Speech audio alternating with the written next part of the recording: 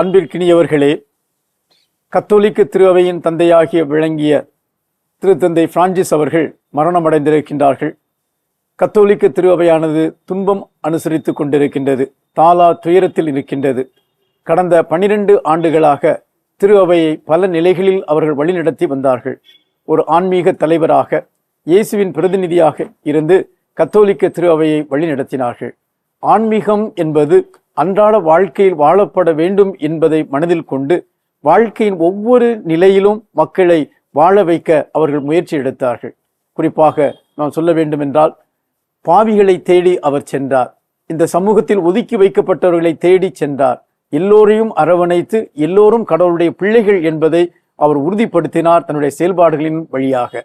ஏன் சில வேளைகளில் இவருடைய செயல்பாடானது பலவிதமான விமர்சனங்களுக்கும் உள்ளானது. அவரை பார்த்தபோது அவர் சொன்னார், நீதிமான்களை அல்ல பாவிகளையே அழைக்க வந்தேன் என்று சொன்ன இயேசுனுடைய வார்த்தையை நான் வாழ்வாக்குகிறேன் என்று சொன்னார். தவறு செய்ததை அவர் ஏற்றுக்கொள்ளவில்லை, பாவிகளை அவர் ஏற்றுக்கொண்டார். அவர் செய்த பாவங்களை அவர் கண்டித்தார். இந்த நிலையில் பாவிகளை ஏற்றுக்கொண்டு பாவங்களை வெறுப்பவராக அவர் இருந்தார். திரு அவையிலே பலவிதமான மாற்றங்களை கொண்டு வந்தார். வெளிப்படை தன்மை வேண்டும், எல்லோரும் இணைந்து பயணிக்க வேண்டும், திருமுழுக்கு பெற்றிருக்கின்ற ஒவ்வொருவரும் அந்த திருவனுடைய பிள்ளைகள் என்பதை வாழ வேண்டும் என்று அழகாக கோடிட்டு காட்டினார். மத நல்லிணக்கத்தின் மீது அவர் ஆர்வம் காட்டினார். பல கிறிஸ்துவர் அல்லாத பல மத தலைவர்களை தேடி சென்றார். எல்லோரையும் ஒருங்கிணைத்து அந்த ஒரு மனித மாண்பை அவர் ஏற்படுத்தினார்.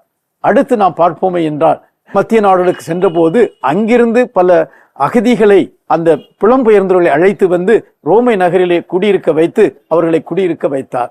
அவர்களில் பெரும்பாலானோர் கிறிஸ்தவர்கள் கிடையாது. மதத்தை தாண்டி மனித இனத்தை பார்த்தவர். எனவே என் அன்பு மக்களே, இந்த நாட்களில் அவருக்காக மன்றாடுவோம்.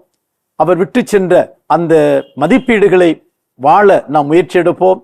இறைவனுடைய அருளும் அன்னை மரியாளுடைய உடனிருப்பும் நமக்கு இருக்கின்ற போது கண்டிப்பாக நமது திருத்தந்தை, நம்மை விட்டு பிரிந்து சென்ற நமது திருத்தந்தை பிரான்சிஸ் அவர்களுடைய ஜெப உதவியால் நல்ல கிறிஸ்தவர்களாக, நல்ல மக்களாக இந்த திரு அவையையும் இந்த சமூகத்தையும் கட்டி எழுப்ப முடியும், எழுப்ப வேண்டும்.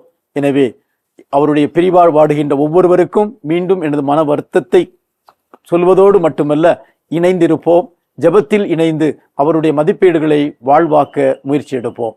இறைவன் அவருக்கு என்றும் நிலை வாழ்வை அளிக்கட்டும்.